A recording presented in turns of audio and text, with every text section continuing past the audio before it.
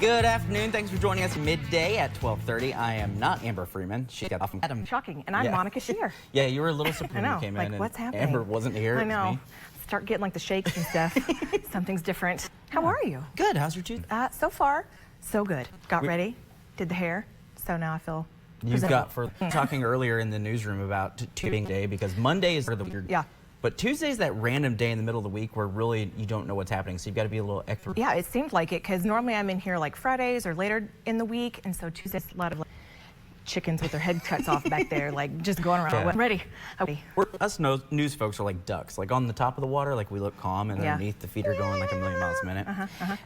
One of the things, I have kids. You have kids? 3. Okay, so I got 2, and I talk all the time because I'm obsessed with them. But I have 2 girls, and they are obsessed with screens, like the iPad. Right. And so we work really hard to make sure that they're not on those all the time.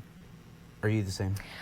I feel like, yes, I have to work hard to make sure that they're not on all the time. My husband does a little bit better job of that than I do, because I'm like, yeah, I feel you. But yeah, he's very strict about the screen time, where I'm a little like, It's hard. It's hard too, because I think now screens are synonymous with learning and everything. I mean, you can't without it. But there was a survey done. They asked like 2,000 parents if they thought that their children spent too much time on their cell phones or on it or whatever it may have been. Of course, they naturally said yes, they did. But then they also asked those same parents if they thought that maybe they spent too much time on their cell phones.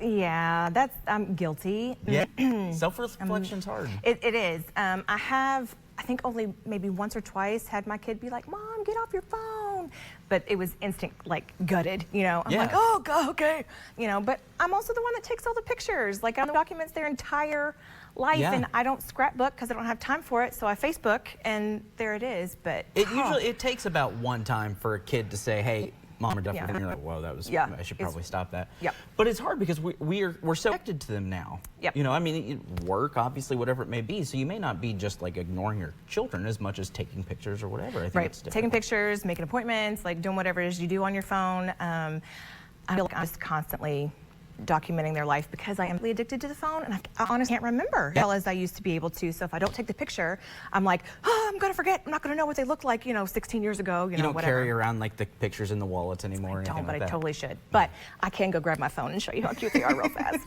because they are pretty cute. There are some tips that they have, whoever they is, somebody has put out as far as what you can do to kind of limit that screen time for your children. Some of that is obviously limited it to a smaller amount of time. Let them have that screen time, but keep it short if need be. Have access to all of your children's phones, iPads, everything. And we know obviously today, especially as your kids get older, it's a little bit scary. It's really hard. Also, letting your children maybe focus on educational videos. That's a big one. Anything to do with your kids as far as that you go? We do try to monitor everything. I don't do my kids quad tube unless their hair. That's like their treat, because I'm standing right next to what they're doing. But try to limit it a little bit to education type stuff. My husband's magic mistake for me of taking it away as a schmidt, and he took it away for a week. And as being the person that is home most, please imagine how magical that was for me. So at that time, my wife said, "What? You don't get to make that choice anymore." No. Fair. And I mean, I think it's a lot harder, especially for maybe some of us who aren't home all the time or with them. I'd say stay off of that, but 16 hours in a day is a lot. Yeah, no, it's a lot. It's a lot. So you do have to curb it, but don't take it away if you're not the one that's watching them all the time. Well, and especially with older kids, you want them to have the phone. I was just with my cousin. He's like 16, and my uncle was so upset because you can get a hold of him on the phone. Yeah. And I mean, when I was 16, sorry, Mom and Dad, you can't get a hold of me. You can't get a hold of anybody. See, and we're not quite that, right? Yeah. Like, this is about to be 9, and we've talked about, like, when do we get him a phone? And my husband and I are both like, when he's 20, because that's when we got one. Yeah. But it's like, it's not the world we live in now, I don't think. So I don't want to get him one anytime soon, but I also don't think he needs to wait till he's 20 to get his cell phone.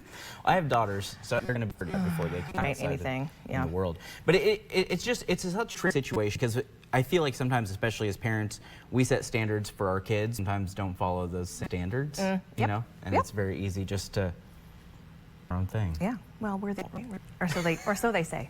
Yeah. Hey, if you have any thoughts, let us know on Facebook, because We're just trying to solve this problem here. On your right, phone, Monica? get Facebook. Tell us how you feel about the screen time. Maybe poor choice stuff. Hey, we do have the winners of our family 4-pack of the National Show deciding are Freely of Lexington and Dottie Adams of Mounts. The National Show is a 5-day hunter jumper event that will be held at the All-Tech Arena at the Kentucky Horse Park. Begin on October 9th, they end on November 3rd. You can head over to WTVQ.com. Enter if you want a chance to win some of those show tickets. It's always exciting. Yeah. We'll have more midday after the break.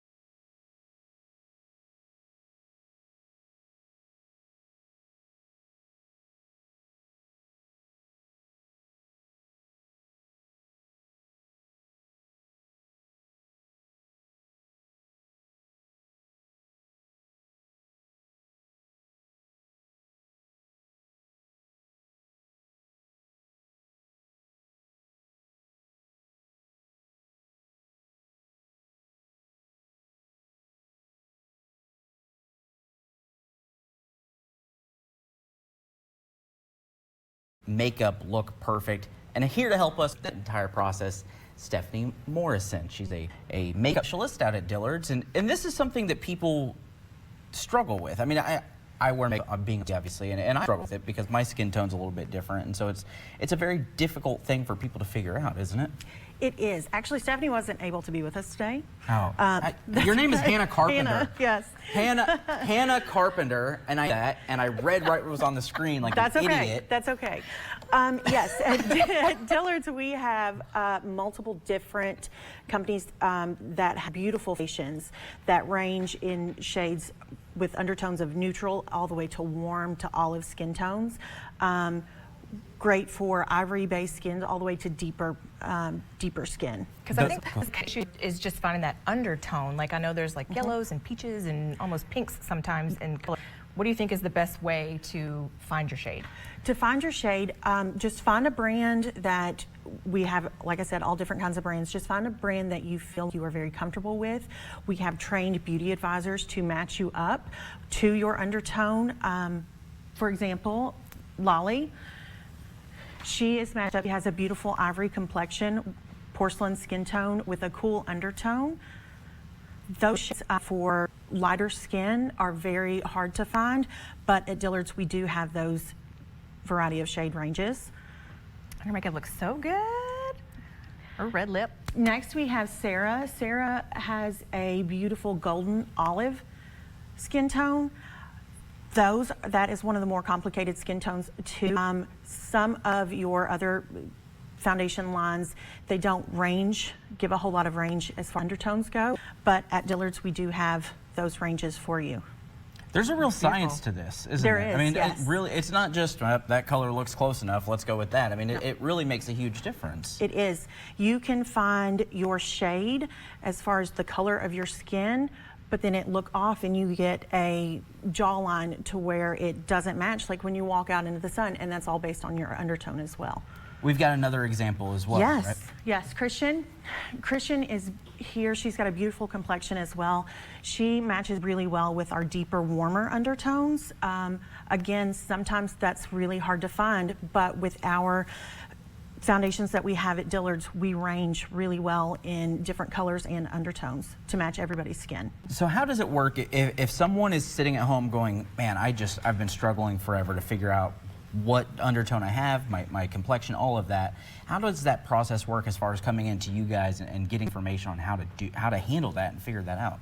Well, just coming into the store and having a conversation with one of the beauty advisors at any of ours, we should be able to figure out what your skin undertone would be and then match it up to your needs, as well as if you have oily skin or dry skin, and find that perfect foundation for you. You know, during the year, your coloring can somewhat change. Absolutely. In winter, how often do you recommend someone to come in and get matched up? I recommend every 3 to 6 months with the change of the seasons.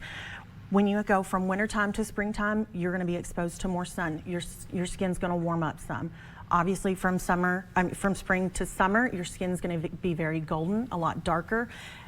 and start to fade in the fall and then again in the winter. So it's very important to come in every 3 to 6 months with the season changes to get your foundation matched up, so that way you know you're going out of the house looking the best you can. Skin is such a finicky thing. Everyone's skin reacts differently to different things. What happens if I come in and you match me up with the color, but when I get home, my skin just isn't handling that well? Bring it back and we will find the foundation that matches you perfect and that will fit your skin tone and agrees with your skin better.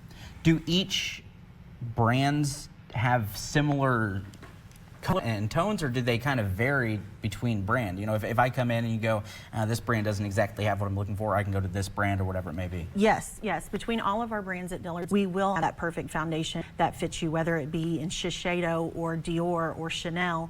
We will have that perfect foundation for you. You feel good about blending them, mixing them together sometimes to get perfect shade? You can do that. However, I don't like to recommend it because of the vast amount of shades that we do have. Okay. We will be able to find one for you. Okay. What is the most common thing that someone comes in and when they talk to you, they have trouble with and they can't figure out and they have questions about? What's that one most common thing? Coverage. Yes. So Purple, red, red. Yes. yes. Cover yes. it, fix it. Lord, help. Coverage. Some people want to come in and they want to have a skin finish and want lighter coverage. Some come in and want full coverage foundation to kind of cover up everything so you can start off with a blank slate. Yes. Me personally, I'm a full coverage gal. Please. Hannah, thank you so much. Thank you, ladies. Yes. Beautiful Good ladies, job. wonderful job. Thank you. Hey, thanks for watching us today. Join us later on today.